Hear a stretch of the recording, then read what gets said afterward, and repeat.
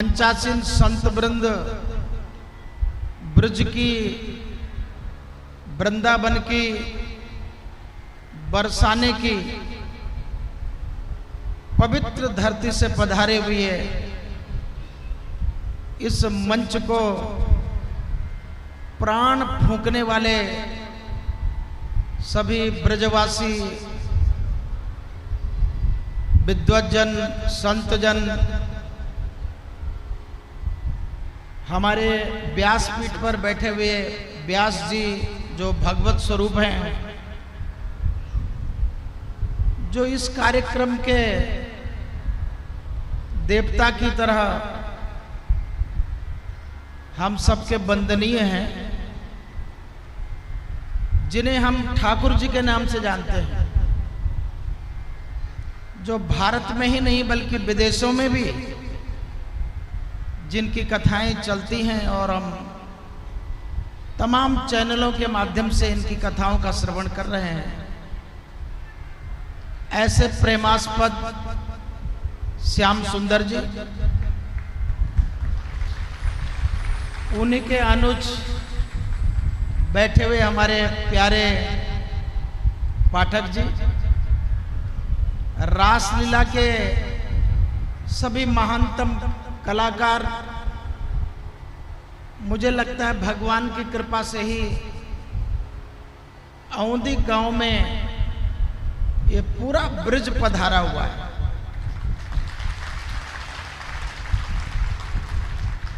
और इस भारत की धरती पर जैसा हमारे सांसद महोदय जी ने अभी कहा, इस भारत की पहचान ऋषि और कृषि है। थोड़ा सा और आगे बढ़ेंगे तो आज के भारत में किसान और जवान हो गया है, मगर भारत की पहचान ऋषियों ने दी है और ऋषियों की पहचान अध्यात्म रहा है, ज्ञान रहा है, तप रहा है, तपस्या रही है। अगर भारत के मैप में से, भारत के नक्शे में से ब्रज को निकाल दिया जाए, यानी वृंदावन, बरसाना, मथुरा, इसको हटा दिया जाए, तो भारत माँ के मांग में जो सौभाग्य सूचक सिंदूर है वो मिट जाएगा। इसी भागवत की सत्कथा में व्यास जी ने आपको इन 7 दिनों में निरंतर कथा का रसपान कराया होगा। दुनिया के सारे रसपान फीके हो जाते हैं जब भागवत का अमृत तुल्य रसपान करने को मिलता है। हमारे व्यास जी ने आपको सुनाया होगा, धन्यम वृंदावनम पुण्यम भक्ति नृत्य सर्वदा। मेरे रोंगटे खड़े हो गए जब इन्होंने एक श्लोक पढ़ा, मन किया रो दूं यहां पर पेट भर के। आपको मालूम है श्रीमद् भागवत के अंदर जो 18,000 श्लोक है ना, जो आदि से अंत A to Z इन 18,000 श्लोकों के पारायण को श्रवण कर ले और उसके अर्थ को कथा के रूप में सावधानी पूर्वक श्रवण कर ले, तो मैं चैलेंज करता हूं पूरी दुनिया के लोगों को, उसको काल भी कुछ बिगाड़ नहीं सकता है। पर हमें खेद है इस बात का, मुझे इस बात का दुख है कि कोई 18,000 श्लोकों का पूरा श्रवण नहीं करता। हमारे पारायण करता व्यास जी यहाँ बैठे हुए हैं, इतने खूबसूरत हैं, आइए आपका दर्शन कर ले, कहीं है तो। 18,000 श्लोक इन लोगों को हनुमान चालीसा की तरफ पढ़ना आता है। एक बार जोरदार ताली बजाइएगा। धन्यवाद। वैसे तो बलिया की धरती अपने में एक विद्वानों की धरती रही, और मेरे जैसे सन्यासी के लिए तो सौभाग्य की बात यह है कि मेरे गुरुओं की भी धरती यहाँ है। यहाँ बड़े बड़े विद्वान हुए हैं। मैं हमेशा याद करता हूँ, बड़का पंडित जी रहे हैं रतनपुरा वाले। भारत के अंदर कोई माई का लाल जन्म नहीं लिया था जो उनसे शास्त्रार्थ कर लिया। देवस्वरूप मिश्र जी 7 बार वाइस चांसलर रहे संस्कृत यूनिवर्सिटी के। मजाल नहीं कोई जबान उनके सामने खोल दे, उन्हें जीभ खींच ले बाहर। ऐसे विद्वान इस धरती पर रहे हैं। मगर मुझे बड़ी प्रसन्नता इस बात की है कि ब्रज से बरसाने से, व्यास जी ने कहा ना कि ब्रज में राधे राधे, वहां राम रहे, बलराम रहे, कृष्ण रहे, कन्हैया रहे, वहां नंद बाबा रहे या मैया रहे, सब राधे राधे। वहां पर सब कुछ राधे राधे। तो जहां से राधे राधे पैदा हुआ ना ब्रज में, जहां राधे जी पैदा हुई है ना, जन्म हुई जिस गांव में, उसी गांव में जन्मे हमारे व्यास। ये असली बरसाने वाले बहुत कथाकार हैं भारत में। और भागवत की कथा का श्रवण कभी करना ना, तो काशी के पंडित जी के मुख से नहीं, ब्रजवासी के मुख से करना। रामायण कभी मन से सुनना ना, तो अयोध्या वाले पंडित जी के मुख से सुनना। शिव पुराण कभी सुनना तो काशी के पंडित जी के मुख से सुनना। क्योंकि ब्रज का साधारण व्यक्ति भी, झाड़ू लगाने वाला जमादार भी इतनी सुंदर सत्कथा करता है ना कि उसकी कथा का श्रवण करने से सुनते सुनते वैराग्य हो जाता है। उनकी कथा का श्रवण करने से निष्पाप होकर के व्यक्ति पुण्य पुंज हो जाता है, और अंतर जगत में जो बैठा हुआ भगवान है उसका साक्षात्कार हो जाता है। ये कथा सुनाने के लिए तो व्यास जी आए हुए हैं। उन्होंने मेरी ज्यादा प्रशंसा कर डाली थी, मगर निमित्त कोई भी हो जाए, निमित्त कोई भी बन जाए, जैसे 18,000 श्लोक श्रीमद् भागवत में हैं, वैसे 18 अध्याय गीता में भी हैं। तो पूरे गीता के 18 अध्यायों में निमित्त मात्रम भवसव्य साचिन, अर्जुन को निमित्त बताया गया। मगर जो 18 दिनों तक चलने वाला जो महाभारत था ना, उस सब का सूत्रधार स्वयं कृष्ण था। अगर कृष्ण नहीं होते तो महाभारत नहीं होता। कलयुग में भगवत प्राप्ति का साधन हो या आत्म प्राप्ति का साधन हो, आत्म दर्शन का साधन हो, या चारों पुरुषार्थों में जो मोक्ष रूपी परम पुरुषार्थ है, उस पुरुषार्थ को प्राप्त करने का साधन केवल और केवल कलयुग में कलौ केशव कीर्तनात्, यानी भागवत की ही कथा है। जब श्याम सुंदर जी श्लोक पढ़ रहे थे तो मैंने कहा ना कि मन किया कि रो दें। सबसे दुख की बात आज के भारत में जानते हैं क्या है? ये भारत तपस्वियों का जी। वैसे तो इनके साथ इष्ट मित्र बहुत, पूरा औंधी गांव लगा हुआ है। मनोज बाबू उधर लगे हैं, शर्मा जी उधर लगे हैं, हमारे स्वर्गीय मास्टर साहब श्री राम जी के सुपुत्र लोग उधर मिले, नाती पोते मिले। पूरा औंधी गांव ही मैंने देख लिया। रास्ते में जो सत्कार सेवा पुष्प वृष्टि कर रहे थे, औंधी वालों पुष्प वृष्टि कर रहे थे। औंधी वालों याद रखना, तुम याद रखना, मैं तो ऐसे भी इसलिए याद रखता हूं कि यहाँ बतासा बहुत बड़ा बड़ा बनता है, इसलिए कभी कभी मैं औंधी नाव भूल जाता हूँ गांव का, तो बोलता हूँ वो जो बतासे वाला गांव है। तो मैं आप सबको आज धन्यवाद करने आया हूं। यूं थोड़ा स्वास्थ्य खराब था और धूप में निकलने की मुझे डॉक्टर की इजाज़त नहीं थी। मुझे आधा आधा घंटे पर जल पीने के लिए डॉक्टर का सख्त निर्देश है। आप आधा घंटा पर जल पीना हो तो हम आपको देखने आएंगे, वरना नहीं आएंगे। मगर मैं क्या बताऊं, जब मैं इस गद्दी पर आसीन हुआ था तो हमारे गुरुजी ने कहा, मैं बैठा तो रहा हूं, तुमको गद्दी पर बैठा तो रहा हूं, मगर यहां लोहे के चने चबाना पड़ेगा और तुमको चबाना ही है। विश्वास करिएगा, मैं आज आपको एक सच्ची बात बोल रहा हूं। बाकी कथा सुनाने तो मैं आपके बीच में आता रहता हूं समय समय पर। आज मैं भागवत की कथा करने नहीं आया, मैं भागवत करने वाले की कथा करने आया।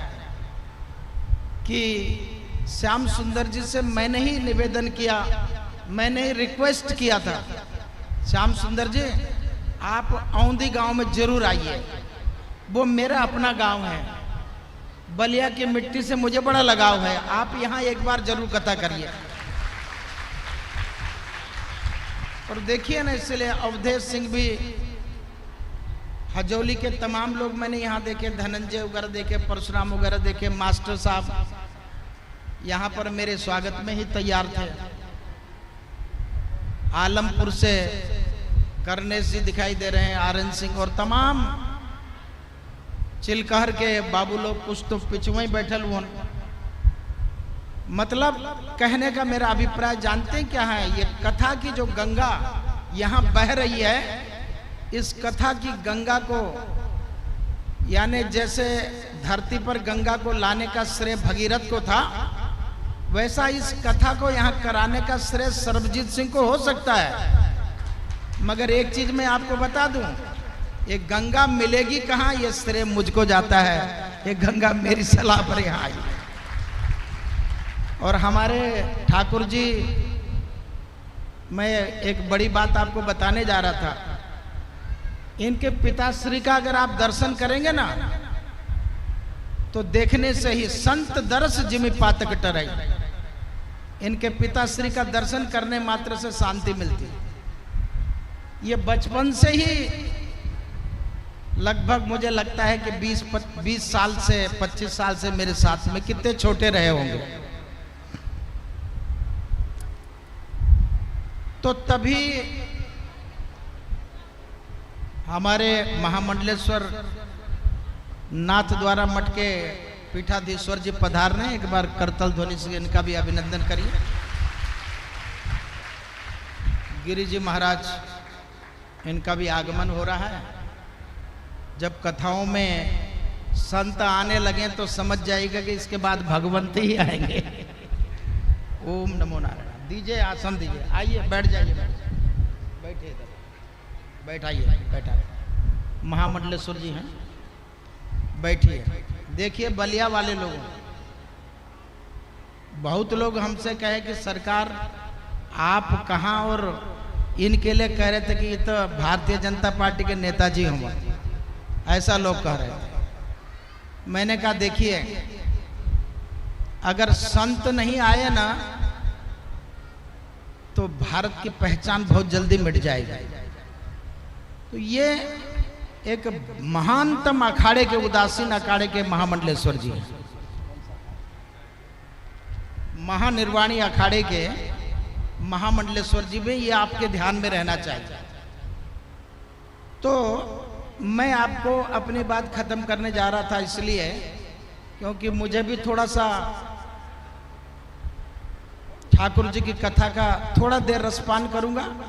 और आपको ये बता रहा था कि मुझे डॉक्टर ने कहा आधा घंटे पर आपको जल पीते रहना है, मगर ये भी इस मंच पर मैं सच कह रहा हूं। मैंने वहां हथियाराम में जल पिया था, अब जब तक मैं वहीं नहीं जाऊंगा तब तक जल नहीं पी सकता।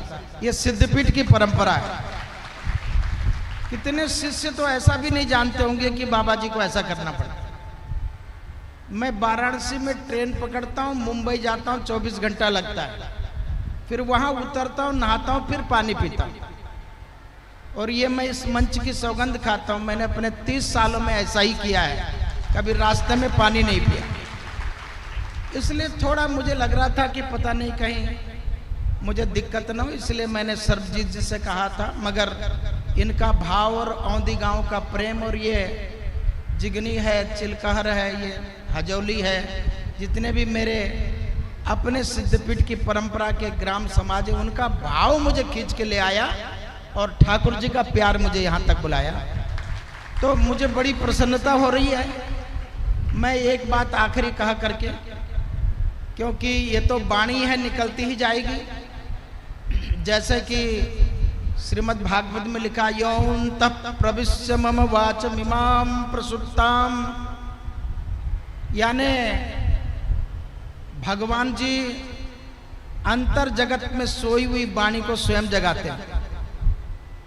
परा पश्यंती, और फिर बैखरी रूप वाणी बन करके वो कथा के रूप में जो गोमुख से गंगा की तरह निकलती है, उसके लिए व्यासदेव जी भगवान से कह रहे हैं कि जो भगवान मेरे अंतःकरण में मेरी सोई हुई वाणी और मेरे ज्ञान को जगाकर परापश्यंती बैखरी बन करके निकालने की ताकत रखता है, उस परमात्मा के चरणों का मैं वंदन करता हूं।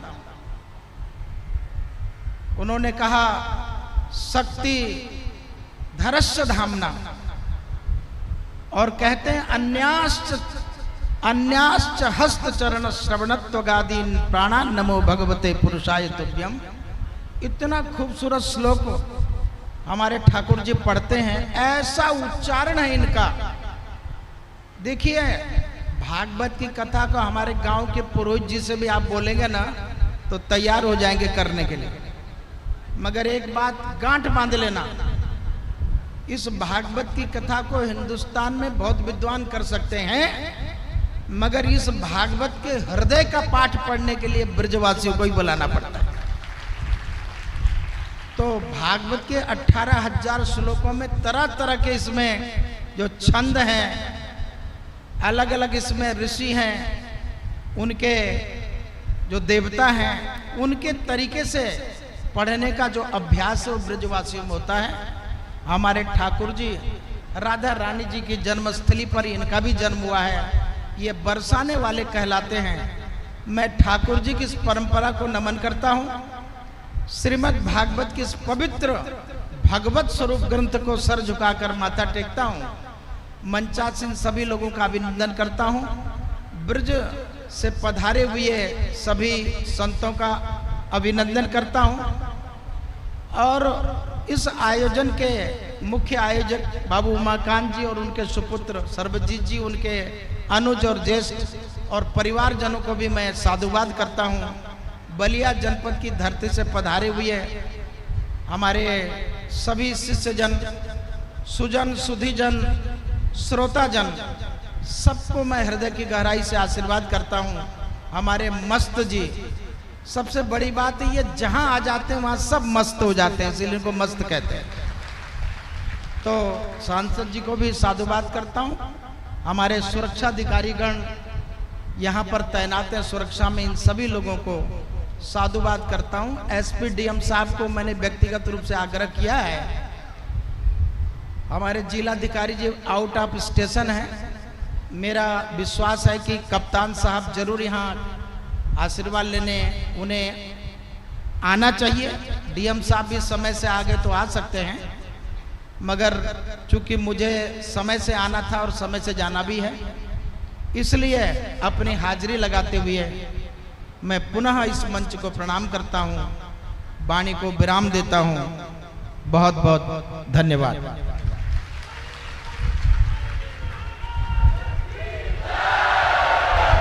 और एक मिनट, आपसे मेरा अनुरोध है कि जैसा मैंने कहा, मैं सिर्फ यहाँ माथा टेकने ही आया था, कहाँ ये सदग्रंथ श्रवण करने को मिले। कुछ देर में, चंद मिनटों में उनकी अमृतवाणी श्रवण करके फिर मैं प्रस्थान करना चाहूँगा। तो ऐसा ना हो कि कथा में फिर व्यवधान ना हो। बहुत सारी जगहों पर लोग मुझे बुलाते हैं, मैं इसलिए नहीं जाता। आप जानते जहाँ मैं जाता हूँ, देखिए कितने लोग बैठे हैं। सच्चाई है कि भागवत के मंच पर व्यास जी को छोड़ के कोई नहीं बैठता, और मैं इसके लिए माफ़ी चाहता हूँ, इस पीठ से माफ़ी चाहता हूँ कि मुझे जिंदगी में पहली बार ऐसा अपराध मैंने किया है कि भागवत की चौकी से ऊंची चौकी मुझे श्याम सुंदर जी ने दिया है। ये उनका भाव हो सकता है, मगर ये अपराध है। व्यासपीठ से ऊपर बैठने का स्वयं भगवान को भी अधिकार नहीं, यानी ठाकुर जी की जो साक्षात भगवान की प्रतिमा है वो व्यासपीठ से नीचे होती है। तो ये अपराध मैं कर रहा हूँ, इसके लिए क्षमा चाहता हूँ। और व्यास जी के 2 शब्द सुन करके फिर मैं उठ के धीरे से जाना चाहूँगा। कथा में कोई मत उठिएगा। मैं आपके लिए यहाँ से निकलते निकलते राम जी का मंदिर है, शिव जी का धाम है, वहाँ गोड़ लगूंगा और पूरे मुल्क के लिए प्रार्थना करके जाऊँगा, फिर बुढ़िया माई से करूँगा। तो आप मेरे चक्कर में मत पड़िएगा, कहीं मेरे चक्कर में आपको कथा छूट जाए। 1000 दुनिया के काम छोड़ करके कभी कथा मत छोड़िएगा। बोलिए कृष्णचंद्र भगवान की जय, व्यासदेव भगवान की जय। नमः पार्वती पते। हर हर महादेव।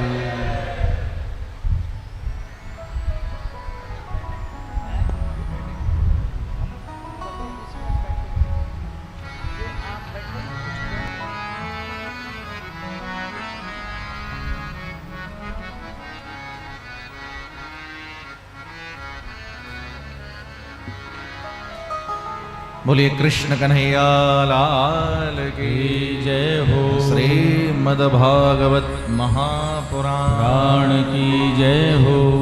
महामंडलेश्वर स्वामी श्री पवाहरि जी महाराज की जय हो। आशुतोष महादेव की जय हो।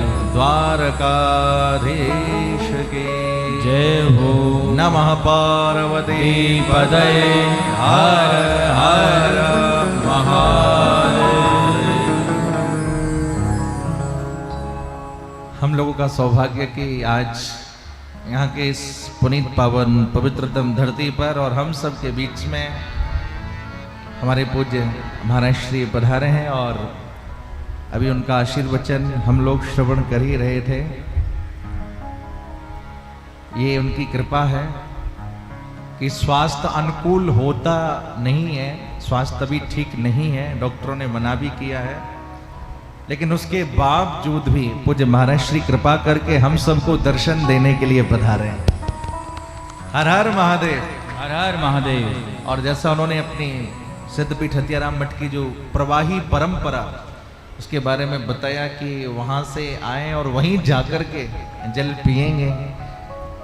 इस कलयुग में ऐसी भीषण गर्मी में ऐसी तपस्या का होना ये कोई साधारण बात नहीं है। सचमुच में ये महादेव की कृपा है, ये काशी विश्वनाथ भगवान की कृपा है। अब कथा का क्रम चल रहा है, हम क्या कहें, पर हमारे मन में तो इतने सारे उद्गार फूट रहे हैं, इतने सारे हृदय के भाव हैं कि हम क्या नहीं कहें, सब कुछ कहते हैं। क्योंकि जैसा मैंने कहा कि पूज्य महाराज श्री का पदार्पण है, मेरा व्यक्तिगत पूज्य महाराज जी के चरणों में गुरु भाव है। यद्यपि मैं जिस प्रवाही परंपरा से हूँ, श्रीमद् वल्लभ पुष्टि मार्गीय परंपरा है, पर पूज्य महाराज श्री के चरणों में मेरा गुरु भाव है। तो इससे अच्छा सौभाग्य मेरा क्या होगा कि कोई शिष्य कुछ कह रहा है और उसके सन्मुख उसके गुरुदेव बैठ करके सुन रहे हैं। आप सब तो अनुयायी हैं ही, लेकिन जैसा पूज्य महाराज श्री ने कहा कि 20-25 साल पहले, महाराज जी मैं अभी 34 बरस का हुआ हूँ, तो महाराज जी ने कहा 25 साल पहले से, आप लगाइए 25 साल पहले से महाराज जी के चरणों से जुड़ा हूँ। और कितनी बार मैं मेरे पूज्य पिताश्री के साथ आपका दर्शन करने आया, और उसी परंपरा में एक बार महाराज श्री के आदेश से ही महाराज श्री के मंच पे 2 मिनट का मेरा बोलना हुआ, पर महाराज जी ने कहा कि नहीं, अब तुमको भागवत की कथा करनी है। और पहली बार महाराज जी के चरणों में भागवत की कथा मैंने सिद्धपीठ हथियाराम मठ में कही, ये मेरा सौभाग्य है। और आज उसी परंपरा में हम लोग दुनिया भर में तो श्रीमद् भागवत जी की कथा गाते ही हैं, पर पूज्य महाराज श्री का सानिध्य है, हम लोग सौभाग्यशाली हैं।